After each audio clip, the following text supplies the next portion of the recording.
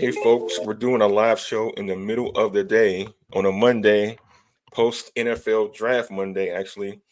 We're going to talk about the draft and kind of what transpired, especially on day 3 of the draft. We have a special guest with us today to talk about that. Football game plan owner. He does work nationally with CBS Sports. He's a play by play guy, friend of the show. Emory Hunt is here with us to talk about that.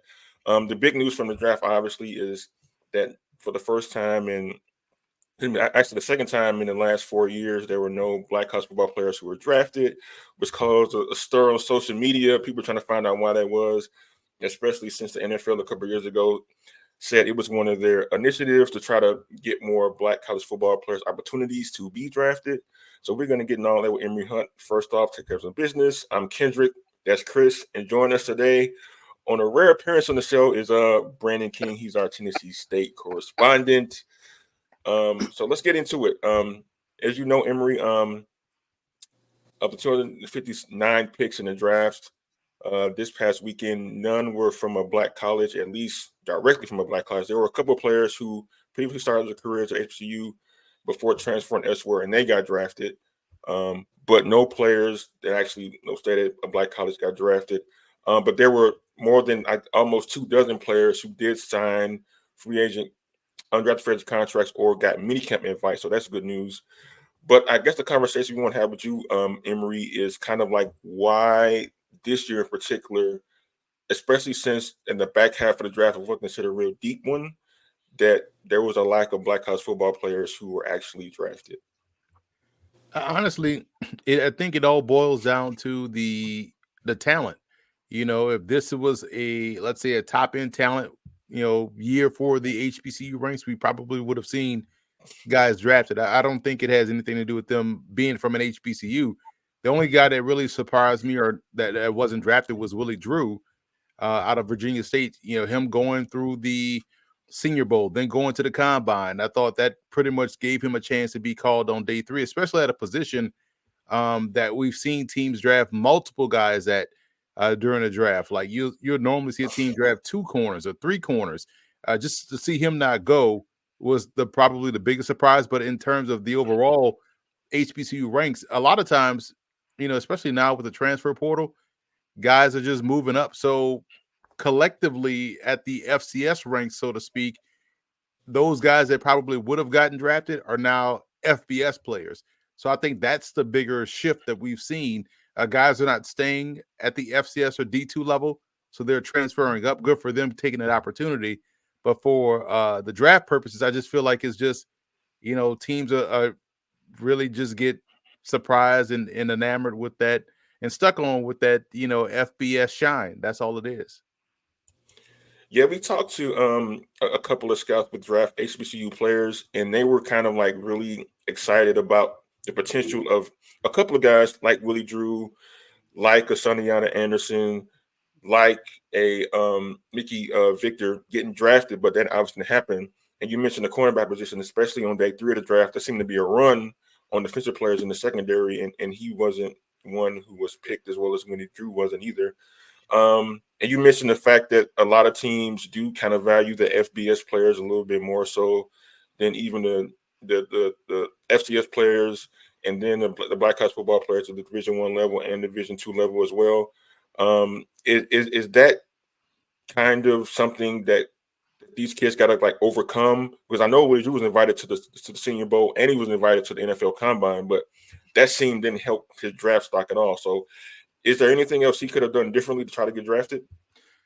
Honestly, nah. I think that's the unfortunate part of it. And again, it's a lot of it. It's a funnel. When you are starting at the Power Five level, then we see less G5 guys get drafted, FCS guys, D2 guys, so on and so forth. And that's just how it is because a lot of teams just view the FBS as, or the, let's say, Power Five of the FBS as, okay, these guys we know can check the boxes athletically right off the bat at the NFL level, and then it's just a notch below every step you go down that college football ladder. So I truly feel like that's essentially what it is.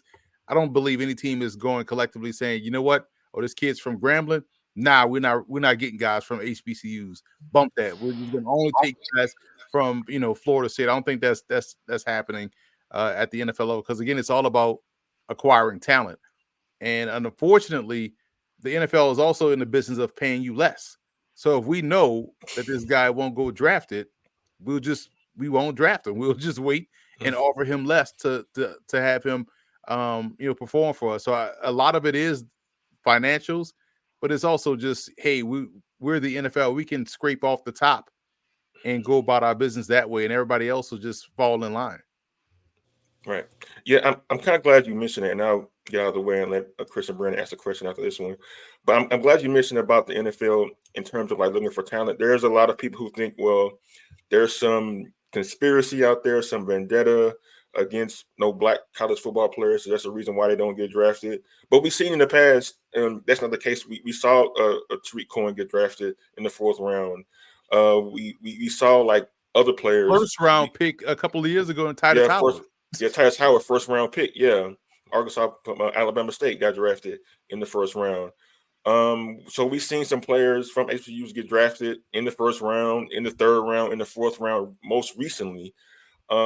So why? I know people are asking, like, well, if that's far in between, but is there anything, like I said before, like schools can do or players can do to try to position themselves to get these players drafted? How about this? How about these schools? Oh, I hit the Uh-oh. wrong button. Uh-oh. Had to go differently. How All about right. these Sorry about that. schools at the HBCU Division One level combine forces and become FBS. How about that? That's probably the best goal for them to help alleviate a lot of that issue. There's teams, and I brought this up on a couple of different shows. There are teams right now at the HBCU level that are really glorified FBS G5 programs.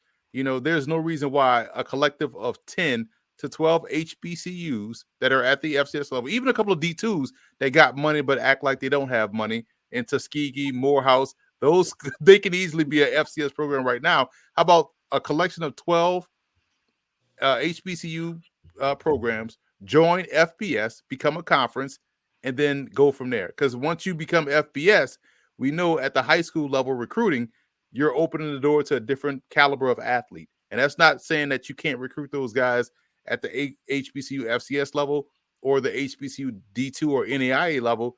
It's just a reality. Guys want to go FBS because they feel like that gives them the best chance to win.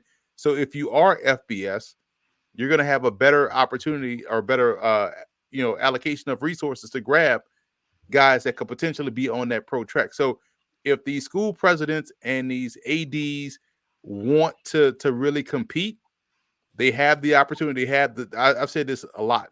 The HBCUs and the Ivy League are the two unique brands in athletics because they can operate on their own based off what they bring to the table. Ivy League has a history, the ancient eight, all that stuff like that. HBCUs have so much going for them because they're unique in their own right. Plus, they could make so much money off of things outside of just the actual football part that's unique only to HBCUs. But it requires a lot of people to get on one accord and chase the money and see the money and go get the money. And that way, everything else will fall in place because we know football is the front door or front porch of your university. And if they're going to be big time and big time players in this athletic space, they got to go FBS. Yeah, we definitely, at least I definitely saw that on social media about a collective effort by black colleges to try to position themselves to get these kids drafted. But Chris, Brandon, anything from you guys? Yeah, Emory. Just real quick, you mentioned I'm very intrigued by that. Excuse me, by that idea about going FBS because we've had this discussion amongst ourselves in the community about which schools can go D1, which schools probably need to move down to D2 or what have you. But my question for you is, do you feel like the kids that are on the fringes of being recruited, FBS or FCS, do you feel like not seeing HBCU players get drafted would dissuade them from attending HBCUs, or will it, kind of inspire them to say, okay, maybe I could be the next one up from these schools, make an impact? Man, I wish folks thought like that. In terms of I can go, build my legacy here. I can go be the guy to help turn around this program. But we know that era of mindset is out the window. because you everyone wants to do what's going to put them in the best position to go pro, even though 95% of them won't go pro, even if they went to the Power Five school. So it's really about, hey, how can we best position ourselves to go to the school that wants me there? And that goes for FBS, it goes for D3. If a school wants you, go to that school, because if you're chasing jerseys and helmets and logos, those schools don't really want you there, right? And so go where you want it. Because all we see now is guys just go someplace. It's gotten to the point where, and I tweeted this out a couple of days ago, how crazy it has gotten, where true freshmen have entered the transfer portal. Like, bro, you just got your schedule for class. Like, you ain't even on campus yet. What you mean you in the portal? So why even have a signing day if everybody's just gonna jump in the portal, right? So I feel like, yeah, I would like to be Pollyanna and think guys could say, you know what, yeah, we're gonna turn this HBCU, like the top 25 prospects in the country right now, high school seniors, like, you know what, let's all just go to HBCU. That's a great made for TV movie thought, but in this era of transfer portal and doing it for the gram and all that stuff like that, it won't happen at all. And it's unfortunate, because if guys had that mindset of, hey, if we are the talent, let's go collectively and turn the program around, man, that's how you make moves. That's how you shake the table. That's how you really blow up the table. But realistically, I can't see it happening. Yeah, Brandon. You mentioned earlier, you were talking about some of the ways that HBCUs could make money off, just in general, kind of not necessarily dealing with things on the field. And I think, and you can maybe speak to this a little bit, merchandising would be one of those ways. I think that's kind of one of the ways I think that there's a real market out there. And I'm not going to be the homer, but I am. But like, if I'm in Nashville and I want to go buy a Terrell Allen jersey, right, and go to the game, where can I go to? I can't go get that. And so, and it doesn't necessarily have to be a TA or just any of some of our standouts in terms of HBCU football. I think having that merchandising arm is an area that they're leaving goo gobs of money on the table. And with you bringing that up earlier, I just kind of wanted to get your thoughts on that aspect. Absolutely. And it goes even further than that, because let's say if I know, okay, we have an Emory Hunt jersey that we want to sell at Tennessee State, right? And he's a star player on our Tennessee State football team. We're going to make sure our licensing is in order with this particular store, the official store of the Tennessee State Tigers, right? Who is also owned by like-minded individuals, could be black owned or whatnot, where, hey, go here to get that official Emory Hunt jersey of Tennessee State, right? Or other businesses that are tied in that we give that license to. Now we're spreading the money around. So now we're not just making money, but everybody around is making money. The community is making money. The community is uplifted, right? Mm-hmm. And the community is now starting to share in the wealth, and we're starting to build out the block, so to speak. So yes, that's one way. TV is another way. Radio is another way. A different show, whether it be web shows, whether it be different things that you can do to create awareness and revenue about your program with other vendors using the Tennessee State. It's just so much that can happen, but that requires people. How they say, there's too many chefs in the kitchen. You know what I'm saying? Like, in order to be a great leader, you got to be a great follower, and it takes for people to get on the same page, and leave their ego at the door and be like, how can we move together and make this thing huge? Because if that's the shift that happens, the entire landscape of college football could change. Because again, HBCUs have something that they can play in. Like I've always said this, the Ivy League has that original 13 colonies money, right? So if folks, if they really got serious about football and wanting to compete on the national levels, like if Alabama's sitting there and Harvard is sitting there in your living room talking to your parents, like, man, they go choose Harvard 10 times out of 10. Like, who's gonna turn that down, right? If they really start to, because again, they got, you know, colonial money, so they can really just like lean in and shut all this down, right? So if HBCUs did that, and they're, hey, we are FBS, we're playing for the Orange Bowl, the Cotton Bowl, all that stuff like that. You know, you're going to the league from HBCUs, and you come, you know, for the ancillary things, the culture, and all that stuff like that. Who's gonna say no? We got the same things here that they have over there at Florida State or Bama. Like, can you imagine the shift?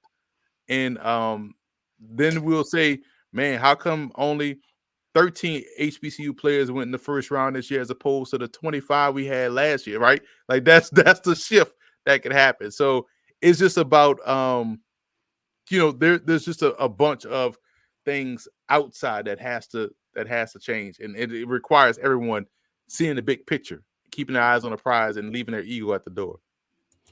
Yeah, I'm glad you mentioned that about kind of like the resource aspect of it, because I know like several schools, even Tennessee State, they've been entrenched in a fight for money that was owed to them from grants and things of that nature from decades ago.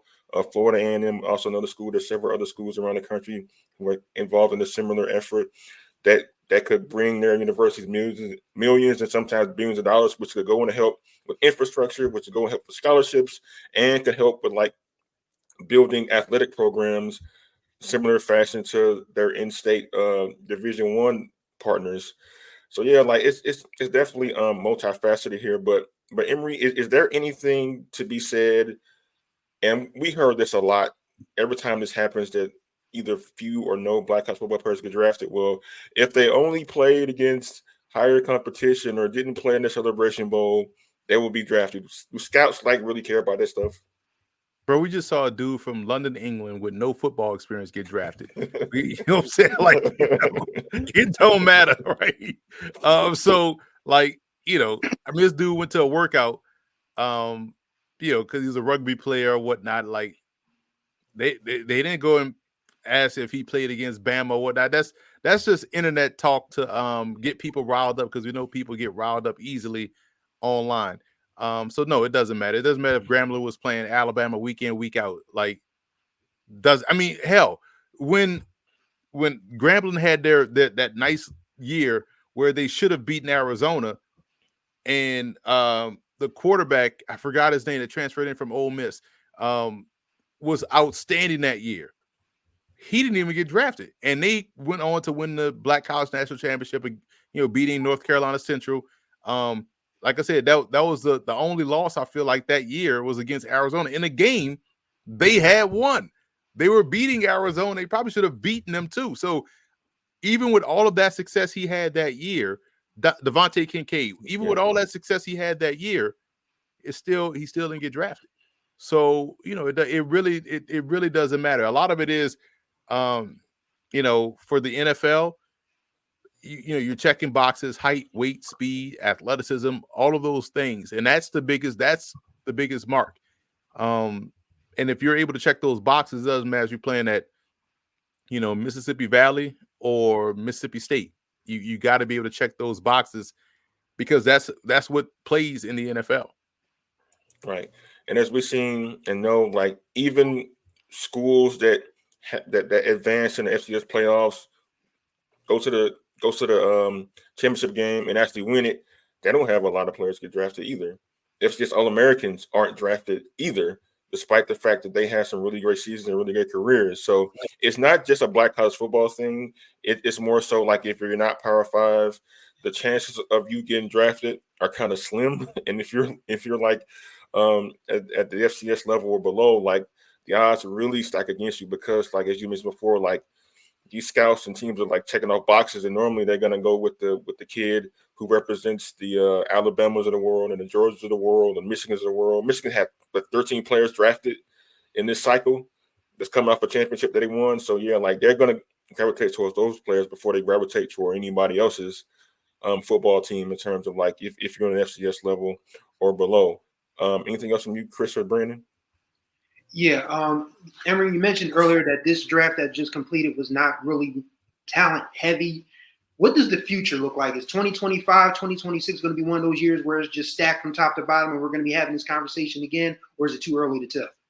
Man, I hope so because I know now we're probably getting back. I think this year we'll get back to seniors being actual seniors and not being a senior on the website and having like 7 years left of eligibility. So I feel like we're getting back to normal. So we should see it play out that way.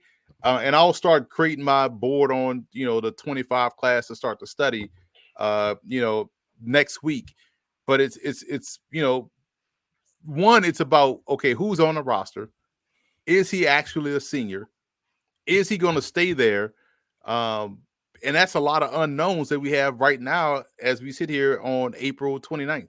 It's just, so you hope that guy, like for instance, Morgan State, I call a lot of their games. I know Elijah Williams is going to be on that roster. I know he's going to be guys. He's probably going to end up being in a Shrine Bowl, definitely a HBCU Legacy Bowl. Very good player, very good defensive lineman. You need more guys like that. I know a lot of guys that of the games that I had called that Morgan State played, like there's some talent across the MEAC. I know Norfolk State has some talent as well. But again, question, like, here's an issue too. As you know, I was on the broadcast for the Virginia State Wild game in that opener, right? So, and how that game ended between them and Norfolk State. So as I was talking about all throughout the broadcast how excellent of a game Willie Drew had, I was also bringing up how great of a prospect Andre Pegues was. And I still don't know if I don't know. And I was asking this question during the draft cycle, like, is he done or does he have another year? Because I wanted to include him in my draft guide, but I don't know if he's, eligible, or is he going back to Norfolk State, or is he in the transfer portal, or is he done? If he was done, why wasn't he at the HBCU Legacy Bowl? Because he's a fantastic receiver.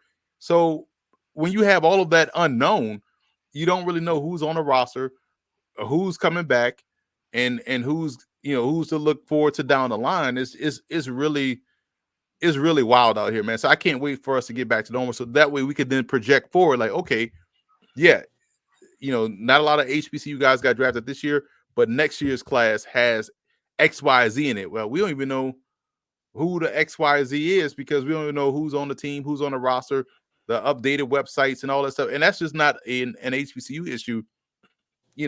That's across the board. Yeah, some schools have their 2024 spring roster on their website, but guys still are entering the transfer portal. And I don't even know, they'll say the window is closed and it's open, it's closed. Like, I just feel like guys are always entering the transfer portal. So who knows?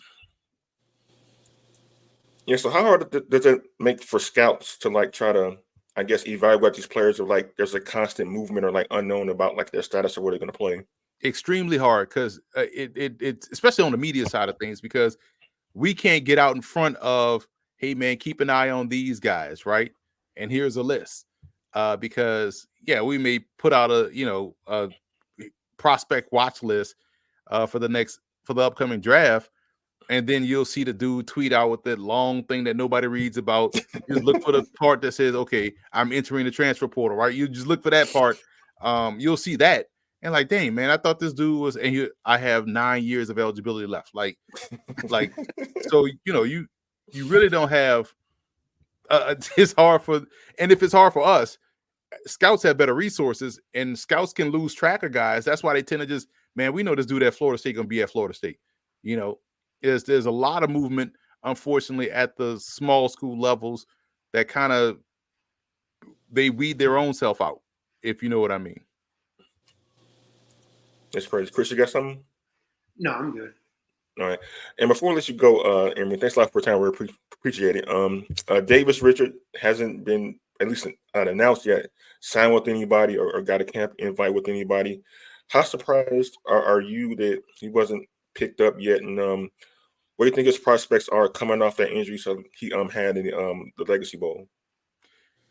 Yeah, there is twofold. I was surprised that he wasn't sign right away. But again, I understand because he got hurt late and wasn't able to work out 4 teams leading up to this process, which is bizarre. I was shocked that he even went to the HBCU Legacy Bowl and played in the game because he had played in the Hula Bowl and had a really good week there. I like how him and Brian Billick was communicating constantly throughout the week of practice.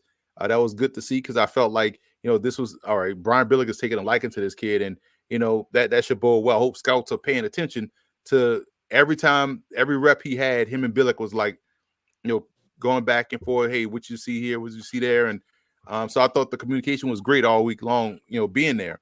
And so I'm shocked, but this is the other part too. And this is where if we want these opportunities to happen for everybody, we got to start,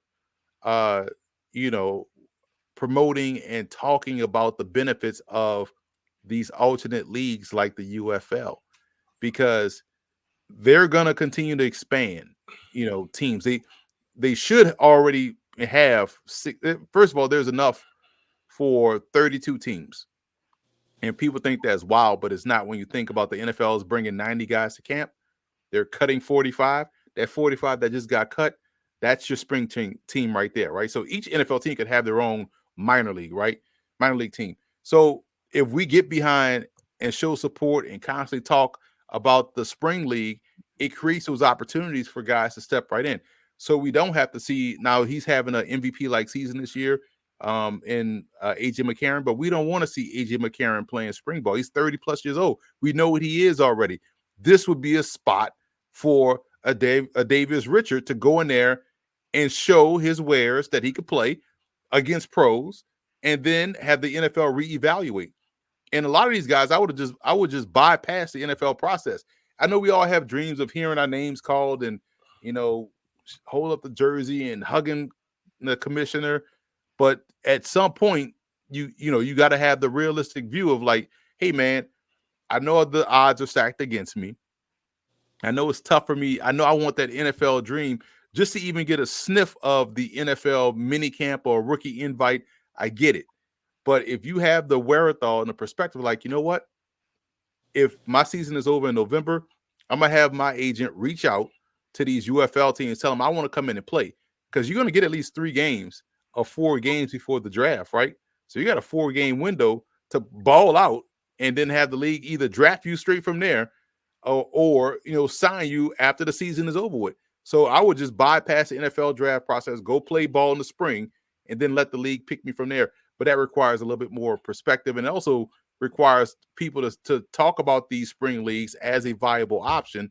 So therefore, these players will not see it as a step back. Don't see it as a step back. See it as an opportunity to play pro ball, get fresh tape against high-level competition, and then let the league reevaluate you from there. So that's how I would play it if I was an HBCU or FCS player.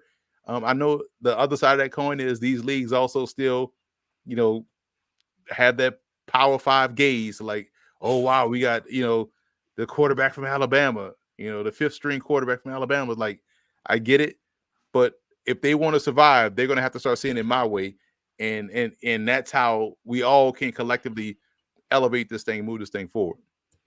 Yeah, like the XFL went away, but I know when The Rock started that up, he actually had like a tryout camp at Jackson State prior to them starting up, and like several guys who were part of that tryout camp, they actually like made rosters. And actually, some of them played pretty well. I know recently, R.B. Miller, who played at Jackson State, he recently signed a contract in the CFL. So there's more than one way to get your foot in the door. So if the NFL is not calling their spring leagues, there's Canadian football leagues, players can try out for. There's I know teams over in Europe, the European League of Football, or even the GFL, the German Football League. But the European League of Football is a bigger one that now is that you'll see on TV. The Ryan Fire, Barcelona Dragons, all those teams like that. They're still 17 teams strong. They kick off late May. So there's opportunities to your point. Yeah, for sure. Yeah, sure. Emory, thanks a lot for your time. I really appreciate it.